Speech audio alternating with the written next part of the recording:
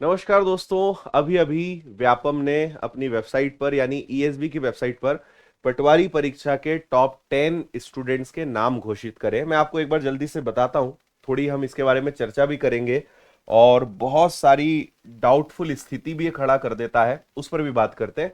अभी थोड़ा सा, क्योंकि आज कांस्टेबल का फॉर्म भरने की लास्ट डेट भी है, बहुत सारे विद्यार्थी इसको चेक भी कर रहे हैं, तो अभी थोड़ा सा ये स्लो चल रहा है, खुलने में दिक्कत हो रही होगी। लेकिन सबसे ऊपर ही आपको दिखेगा रिजल्ट ग्रुप 2 सब ग्रुप 4। जब आप इस पे क्लिक करेंगे तो ये सारी चीजें यहाँ पे खुलेंगी और यहाँ पे आप रिजल्ट है, रिजल्ट का नोट है, संशोधन अभी कुछ हुआ है वो भी मैं आपको बता रहा हूँ, रिवाइज्ड रिजल्ट का एक नोट जारी करा है, कट ऑफ पहले ही उन्होंने बता दिया था, टॉप 10 के नाम आज जारी हुए हैं, मेरिट लिस्ट, ये सारी चीजें हैं। अभी कुछ बटन्स में ओपन हो रहा है, कुछ नहीं ओपन हो रहा है, थोड़ी देर में वो हो जाएगा। अब आते हैं सबसे मुद्दे की बात पर। अच्छा, एक चीज और है, ये मैं आपको पहले बता देता हूं, इसमें इन्होंने कुछ पोस्ट में वेटिंग लिस्ट में संशोधन किया है, तो ये थोड़ा सा आपको रिवाइज उस रिजल्ट को देखना पड़ेगा। यहां सारी चीजें लिखी हुई है कि 15 मार्च से 26 अप्रैल तक 13 शहरों में, है ना, इसकी परीक्षाएं हुई थी और सारा यहां लिखा है कि उक्त परीक्षा परिणाम 30/6/2023 को जारी किया जा चुका है। उक्त परीक्षा के संशोधित परिणाम की मेरिट में 6 पोस्ट कोड, 06 पोस्ट कोड, 183, 187, इतना। अब ये थोड़ा सा आपको चेक करना पड़ेगा, तो उसमें यूआर सैनिक ओपन के 6 अभ्यर्थियों एवं तद अनुसार प्रतीक्षा सूची में परिवर्तन हुआ है, शेष परिणाम यथावत है। मतलब जो एक उम्मीद चल रही थी, या कई बार ऐसा आ रहा था ना कि शायद रिजल्ट रिवाइज हो, या जिनके मार्क्स बहुत ज्यादा शो हो रहे हैं तो शायद उस पर कोई कार्रवाई होगी, लेकिन उसमें उन्होंने कुछ नहीं करा है। कुछ ही विद्यार्थियों के रिजल्ट को उन्होंने चेंज करा है और वो भी अलग पोस्ट कोड है, थोड़ा सा हमें रिजल्ट में देखना पड़ेगा। अब आते हैं सबसे मुद्दे की बात पर। टॉप 10 जो स्टूडेंट्स रहे हैं, इनके रिजल्ट यहाँ पे जारी हुए हैं।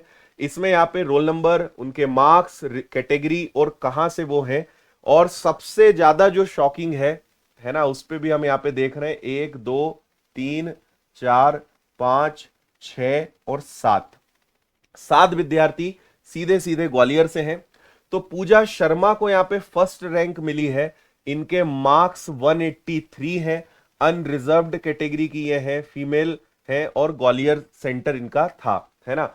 रिंकू सिंह गुजर है, 177.75 है, ओबीसी भोपाल से हैं ये। पूनम रजावत 177.40 ग्वालियर से। कृष्णा कुशवाहा ग्वालियर, पूजा रावत ग्वालियर, है ना। मधुलता ये भी ग्वालियर से हैं। राम नरेश सिंह गुर्जर भोपाल से हैं। आकाश शर्मा ग्वालियर से। कृष्ण कुमार पटेल सागर से। अंकिता मीना ग्वालियर से।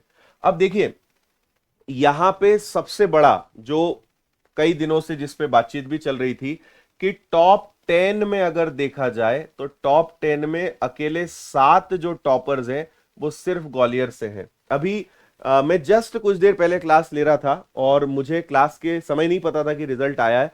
उस समय एक स्टूडेंट बार बार कमेंट कर रहा था कि सर हम इंदौर भोपाल में पढ़ रहे हैं, ऐसा तो नहीं कि हमें ग्वालियर जाना पड़ेगा तब हम टॉप कर पाएंगे। अब मुझे समझ में आया कि वो कमेंट क्यों कर रहा था इस चीज को लेकर बार बार। तो अब यहां पर एक सबसे बड़ा मुद्दा है, देखिए, टॉप 10 में अगर 7 विद्यार्थी ग्वालियर से हैं तो निश्चित रूप से ये एक संदेह की स्थिति बनती है ना। तो अगर यहां पर इस प्रकार की स्थिति है, विद्यार्थियों को भी डाउट है, टीचर्स को भी डाउट है, तो मेरा यहां पे एक बहुत स्पष्ट पक्ष रहेगा कि इसकी निश्चित रूप से जांच होनी चाहिए, है ना। कि भाई एक ही शहर से, और अभी तो एग्जाम सेंटर और क्लियर नहीं है, पता चल रहा है कि एग्जाम सेंटर भी एक ही है, तो कोई अनुमान लगाने के बजाय मेरा जितने भी जिम्मेदार अधिकारी हैं या जो व्यापम में जितने भी लोग इस चीज में जुड़े हुए हैं, अगर ये वीडियो उन तक पहुंचता है या आप उन तक ये पहुंचाते हैं, तो मेरा सिर्फ एक ही अनुरोध रहेगा कि इसकी निश्चित रूप से जांच होनी चाहिए, ठीक है।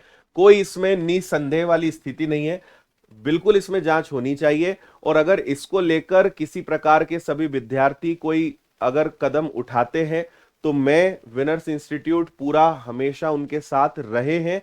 और अगर इसमें किसी भी प्रकार का कोई जन आंदोलन या विद्यार्थी किसी भी प्रकार का कोई डिसीजन लेते हैं तो मेरा 100% सपोर्ट इसमें रहेगा, क्योंकि अगर सही है तो फिर कोई दिक्कत नहीं है, लेकिन यह निश्चित रूप से संदेह खड़ा करता है कि भाई एक टॉप 10 में 7 लोग एक ही शहर के कैसे हो सकते हैं, है ना। इतना बड़ा मध्य प्रदेश है, हर जगह टैलेंटेड स्टूडेंट्स हैं, ऐसा क्या इस क्षेत्र में चल रहा है कि सारे टॉपर यहीं से निकल रहे हैं। ये निश्चित रूप से डाउटफुल स्थिति क्रिएट करता है।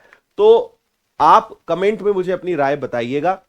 मैं बाकी टीचर से भी बात कर रहा हूं, कई सारे टीचर्स हैं जिनसे इस संबंध में चर्चा चल रही है। आगे अगर कुछ ऐसा अपडेट होता है तो मैं आपको बताऊंगा। आप लोग अगर कोई प्लान कर रहे हो तो आप मुझे बताइए, आपको मेरा पूरा सपोर्ट इसमें रहेगा, क्योंकि हम गलत के साथ कभी भी, मतलब अगर कुछ गलत होता दिख रहा है तो उसको बिल्कुल हम सहन नहीं करेंगे, है ना।